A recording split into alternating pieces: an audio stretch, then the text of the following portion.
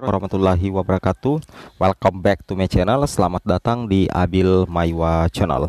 Jadi teman-teman, channel ini merupakan channel pendidikan tempat kita berbagi tentang aplikasi pendidikan, Microsoft Office, serta tips dan triks komputer. Jadi pada video kali ini teman-teman ya, kembali lagi admin akan membahas terkait kabar bahagia P1, P2, P3 status TP mulai tanggal 5 sampai 9 Juni 2023, yang mana di sini ada dua berita gembira ya untuk P1, P2, P3 status tanpa penempatan ya. Di sini terbuka lebar peluang lolos ASN P3K guru tahun 2023. Mudah-mudahan saja betul-betul ini bisa direalisasikan oleh Kemdikbudristek Bapak Ibu ya. Oke, sebelum kita lanjut, bagi rekan-rekan guru yang baru pertama kali menemukan channel ini, jangan lupa tekan tombol subscribe dan aktifkan lonceng notifikasinya agar setiap hari Bapak Ibu bisa mendapatkan update terbaru seputar P3K guru.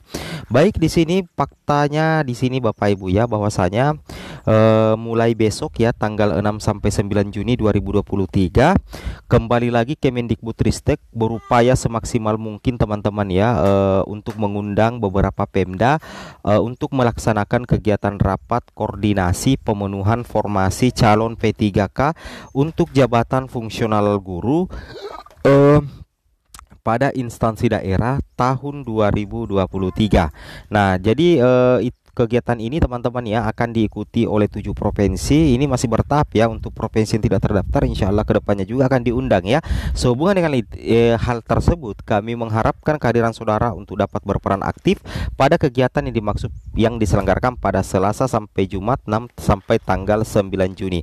Ini adalah bukti konkret ya upaya dari Kemendikbudristek untuk memaksimalkan sisa waktu yang ada untuk optimalisasi formasi P3K guru tahun 2023, sehingga guru-guru yang belum mendapatkan penempatan itu berpotensi lolos menjadi ASN P3K di tahun 2023 nanti teman-teman. Ini adalah upaya luar biasa dari Kemendikbud, bagaimana terus mendekati Pemda agar Pemda mau memaksimalkan formasi yang ada ya, agar Pemda mau memaksimalkan formasi yang ada, karena dengan memaksimalkan formasi yang ada maka sisa guru honorer yang belum diangkat ASN itu baik P1, P2, P3 itu berpotensi untuk diangkat tahun 2023, begitu P1, P2, P3 bahkan juga untuk pelamar umum.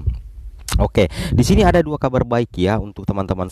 Nah, teman-teman bisa lihat ya, di sini ada dua berita menarik ya dari jpnn.com ya, salah satu media elektroniknya cukup luar biasa menginformasikan berita-berita terkait P3K. Yang pertama dulu kita bahas di sini teman-teman ya, terkait P1 ya, P1 yang batal penempatan P3K guru 2022 itu dapat informasi penting dari Kemenpan RB ya. Nah, ini bocorannya Bapak Ibu. Forum P1 PGRI Pembatalan Nasional terus Forum P1 PGRI Pembatalan Nasional terus memperjuangkan nasib mereka agar bisa diangkat menjadi P3K guru 2023 Bapak Ibu. Nah, jadi dari PGRI sendiri itu memperjuangkan ya, ini dari Forum P1 khusus PGRI ya. Pada seleksi P3K guru 2022 terdapat 3043 guru lulus PG atau pelamar prioritas 1 yang dibatalkan penempatannya oleh Kemendikbudristek ya. Jadi betul ya. Nah, tapi sebagian sudah ada yang diangkat ya. Jadi sebenarnya totalnya bukan lagi 3043 ya, agak berkurang sedikit sih teman-teman ya. Ketua Forum P1 PGRI Pembatalan Nasional Dewi Purpitasari mengaku telah bertemu dengan salah satu pejabat Kementerian Pendayagunaan Aparatur Negara dan Reformasi Birokrasi, yaitu Kemenpan RB teman-teman ya, yang mana pertemuan itu terjadi pada 29 Mei. Itu khusus mempertanyakan nasib guru P1 yang dibatalkan penempatannya, seperti itu teman-teman ya. Jadi kemarin ya, sebelum bulan Juni tanggal 21 Mei itu ada pertemuan khusus antara Ketua Forum P1 PGRI Pembatalan Nasional itu bertemu langsung dengan salah satu pejabat ya Kementerian Pendayagunaan Aparatur Negara ya, dan hasil isi pertemuannya itu adalah mempertanyakan nasib P1 yang dibatalkan penempatannya. Nah, di sini dikatakan kami hanya bertiga karena sesuai instruksi Bu Dirjen Nunuk Suryani bahwa tugas guru mengajar dan tidak bolak-balik Jakarta pada jam kerja. Kebetulan kami bertiga sedang free dan sudah mendapat izin juga, terang Dewi kepada jpnn.com. Dalam pertemuan dengan PLT Asisten Deputi Manajemen Talenta dan Peningkatan Kapasitas SDM Aparatur Kemenpan RB Bapak Samsul Rizal, itu lanjut Dewi terungkap perkiraan pelaksanaan rekrutmen CPNS dan P3K 2023. Pengumuman formasinya diperkirakan paling lambat Juli mendatang karena masih ada rapat koordinasi dengan pemerintah daerah terkait regulasi penempatan P3K sesuai dengan formasi yang ada di daerah. Alhamdulillah ya, jadi sudah ada bocoran sedikit ya bahwa untuk pelaksanaan rekrutmen CPNS dan P3K 2023 kemungkinan besar nanti formasinya itu diperkirakan pengumuman formasinya itu diperkirakan paling lambat bulan Juli Bapak Ibu ya, bulan Juli 2023. Kenapa bisa diperkirakan? Ini baru estimasi ya, itu paling lambat Juli mendatang karena masih ada rapat koordinasi antara pemerintah daerah terkait regulasi penempatan P3K sesuai dengan formasi yang ada di daerah. Alhamdulillah ini tentunya menjadi salah satu kabar gembira ya untuk P1, P2, P3, P4 bahwa sudah ada titik terang ya perkiraan pengumuman formasi P3K Guru 2023. Amin ya. Rakor rencananya dilaksanakan bulan ini. Jadi nantinya akan ada rapat koordinasi rencana dilaksanakan bulan ini. Rakor itu dimaksudkan untuk mensinkronkan Bapak Ibu ya kebijakan dalam pengusulan formasi dari kebijakan masing-masing daerah. Itu yang kami bahas tadi ya, bahwa akan ada rapat koordinasi mulai tanggal 6 sampai tanggal 9 Juni 2023. Nah, kemudian di sini dikatakan juga bahwa soal 51 daerah yang berencana tidak membuka rekrutmen CASN 2023, Samsul mengatakan sebenarnya Kemenpan RB sudah mendorong Pemda untuk mengusulkan formasi P3K bagi guru lulus PG. Untuk P1 pembatalan maupun P1 pada umumnya menurut Pak Samsul semua akan bergantung pada formasi yang tersedia dari masing-masing daerah. Nah, sudah sangat jelas ya bahwa nasib P1, P2, P3, P4 itu tergantung pada formasi yang tersedia dari masing-masing daerah. Kalau daerahnya tidak mengajukan formasi, itu susah Bapak Ibu ya untuk diangkat menjadi ASN P3K.